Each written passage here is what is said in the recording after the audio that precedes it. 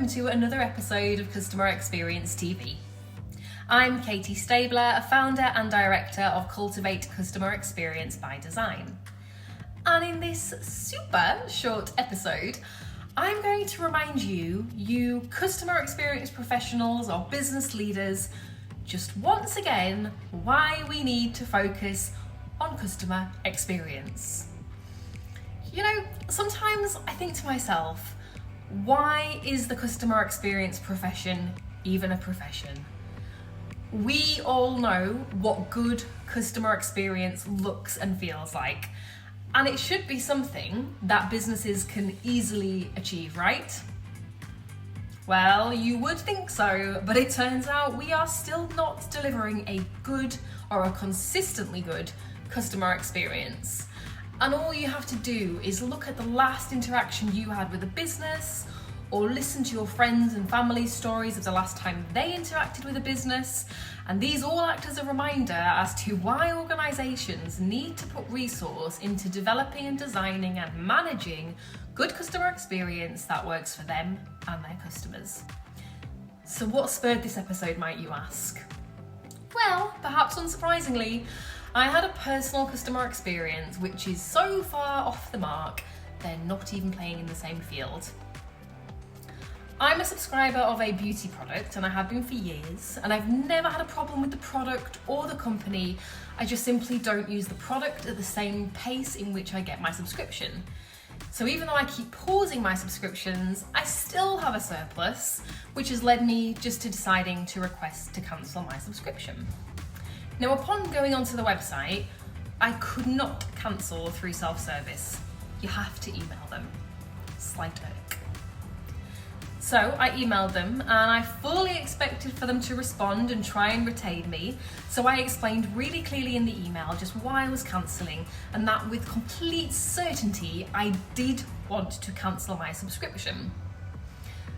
Despite my hope that that cancellation email would be enough, I received an email around a week later, so a bit longer than probably I think is okay, and the email explained that they were sorry to see me go and asked for some details in order to cancel my subscription, details of which I had already provided. So I responded promptly with the information they asked for and confirmed once again with total clarity and certainty that I definitely wanted to cancel. Now, the next communication I got from the company was quite oddly an email to confirm my new subscription and welcome me to the platform.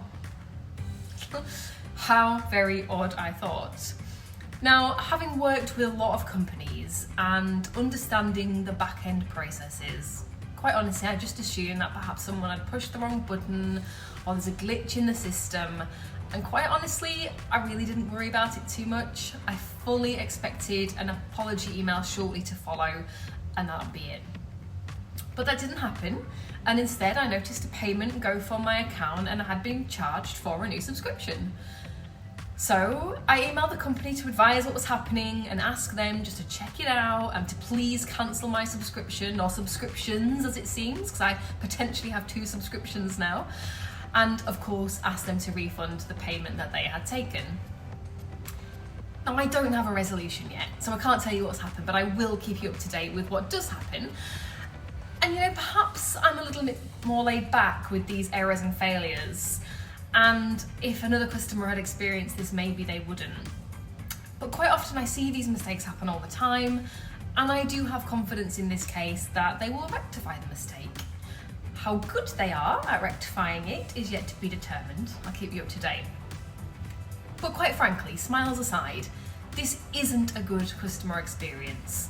It is full of friction, from not being able to cancel through self-service, to slow customer response times, and of course perhaps the biggest problem, the glitch or the human error that meant that not only has my subscription not been cancelled, I actually seem to have a brand new subscription instead. And I wonder, am I just an unlucky customer here, or are more customers feeling the friction of trying to cancel or just trying to communicate with customer service? This is where intentful customer experience comes in. This is where customer experience needs to be proactively managed, and these pain points need to be identified.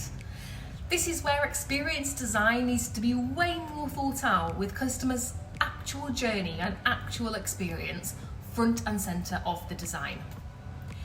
Every time I come across an experience which creates effort, extra work, unnecessary time spent, frustration or reason for complaint, I am just sadly reassured how important the need is for dedicated customer experience professionals and for the prioritisation of customer experience in just about every single business going.